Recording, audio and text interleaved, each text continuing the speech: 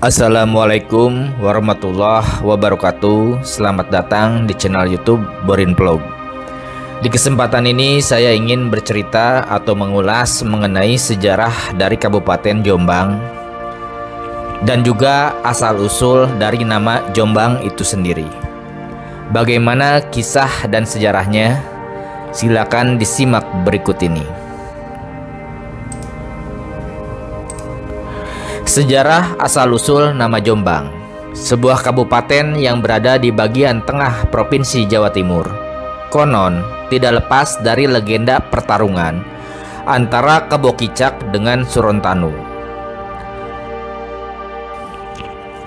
Pada masa Kerajaan Majapahit, wilayah Jombang merupakan gerbang dari Majapahit. Gapura Barat adalah Desa Tunggorono, Kecamatan Jombang, sedangkan Gapura Selatan adalah Desa Ngerimbi, Kecamatan Bareng. Dalam logo Kabupaten Jombang, memang terdapat gerbang dan benteng yang melambangkan bahwa zaman dahulu Jombang adalah benteng Majapahit atau Mojopahit. Pada tahun 1910, Jombang memperoleh status kabupaten, memisahkan diri dari Kabupaten Mojokerto. Raden Adipati Arya Surodiningrat menjadi bupati pertama Jombang. Dia juga biasa disapa Kangjeng Sepuh atau Kangjeng Jimat. Dia juga merupakan keturunan ke-15 dari Prabu Brawijaya V, Raja terakhir Majapahit. Undang-Undang Nomor 12 Tahun 1950 tentang pembentukan daerah kabupaten dalam lingkungan Provinsi Jawa Timur mengukuhkan Jombang sebagai salah satu kabupaten di Provinsi Jawa Timur. Adapun nama Jombang konon merupakan akronim dari kata berbahasa Jawa yaitu ijo yang berarti hijau dan abang yang berarti merah. Ijo atau hijau mewakili kaum santri atau agamais, dan abang atau merah mewakili kaum abangan atau nasionalis atau kejawen. Kedua kelompok tersebut hidup berdampingan dan harmonis di Kabupaten Jombang. Bahkan, kedua elemen ini digambarkan dalam warna dasar lambang daerah Kabupaten Jombang. Sementara, berdasarkan cerita dari mulut ke mulut atau cerita rakyat di kalangan masyarakat, nama Jombang tak bisa dilepaskan dari sosok Kebo Kicak dan Surontanu. Konon katanya, dulu di sebuah kadipaten milik Majapahit, ada seorang anak yang bernama Kebo Kicak yang dikutuk oleh orang tuanya sehingga kepalanya berubah menjadi kepala kerbau. Setelah sadar akan semua kesalahannya, Kebo Kicak memutuskan berkelana dan terus berkelana hingga pada akhirnya Kebo Kicak menemukan seorang guru. Guru tersebut adalah seorang kiai. Dengan terus mengingat kesalahannya dan menanggung kutukan, Kebo Kicak berguru bertahun-tahun untuk menebus perbuatannya. Setelah sekian lama, dia akhirnya benar-benar sadar dan berhasil menuntaskan pembelajarannya. Akhirnya, dia dikenal sebagai orang yang tak hanya sakti tapi juga begitu soleh. Lantas, siapa Surontanu? Dikala itu, kadipaten asal Kebo Kicak yang kelak akan disebut Jombang, ada seorang perampok sakti yang bernama Surontanu. Ia adalah orang yang paling ditakuti oleh orang-orang kabupaten. Bahkan, Adipati yang tak lain ayah Kebo Kicak sendiri kehabisan akal untuk menghabisi atau menghentikan Surontanu. Dengan cepat, terjadi huru-hara di rumah Adipati atau pusat kadipaten. Kebo Kicak yang mendengar kabar itu langsung berpamitan kepada sang guru dan berusaha untuk menolong orang tuanya untuk menebus dosanya.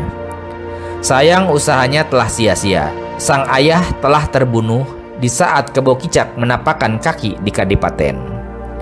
Kebo Kicak yang telah kehilangan kesempatan untuk menebus dosanya begitu marah dan putus asa. Dengan penuh rasa marah, dia mengejar Surontanu hingga beberapa hari dia berhasil menemukannya. Saat itu, terjadi pertempuran hebat yang berlangsung antara Kebo Kicak dan Surontanu. Menurut legenda, ketika mereka bertarung, keluar cahaya hijau atau ijo dan merah atau abang. Pertarungan sengit itu berlangsung berhari-hari hingga akhirnya dengan pemikiran yang matang dan keputusan bulat, Kebo Kicak memilih menenggelamkan Surontanu serta dirinya jauh ke dalam rawa tebu. Dan hingga saat ini mereka tak pernah kembali lagi. Versi lainnya, salah satunya mengisahkan bahwa Kebo Kicak adalah sosok kesatria.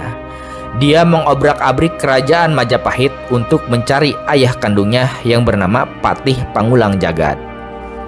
Setelah bertemu Patih Pangulang Jagad, Kebo Kicak diminta menunjukkan bukti bahwa dia benar-benar anak sang patih. Cara membuktikannya tidak mudah. Kebo Kicak diminta mengangkat batu hitam di Sungai Brantas. Dalam upayanya itu, Kebo Kicak harus berkelahi dengan Bajul Ijo. Usaha Kebo Kicak membuahkan hasil. Setelah berhasil membuktikan bahwa dirinya anak kandung Patih Pangulang Jagad, Kebo Kicak diberi wewenang menjadi penguasa wilayah barat. Ambisi kekuasaan yang tinggi membuat Kebo Kicak tak pernah puas. Dia bertarung dengan saudara seperguruannya yaitu Surontanu demi memperebutkan pusaka banteng milik Surontanu. Konon, pertempuran kedua orang tersebut berlangsung amat dahsyat. Saat keduanya bertarung, muncul cahaya hijau atau ijo dan abang atau merah. Dari penggabungan kata ijo dan abang tersebut, muncullah sebutan nama Jombang.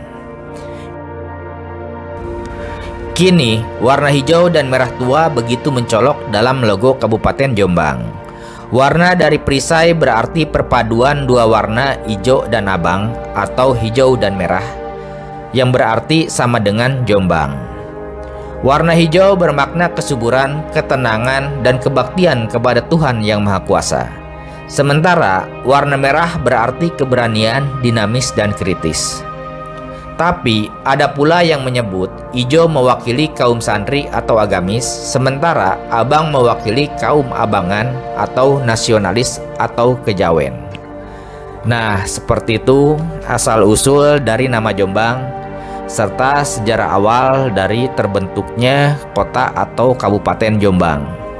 Terima kasih sudah menyimak kisah ini di channel YouTube Borin Vlog. Silakan simak kisah sejarah maupun cerita rakyat, dongeng, dan legenda yang tersedia di channel ini. Terima kasih. Assalamualaikum warahmatullahi wabarakatuh.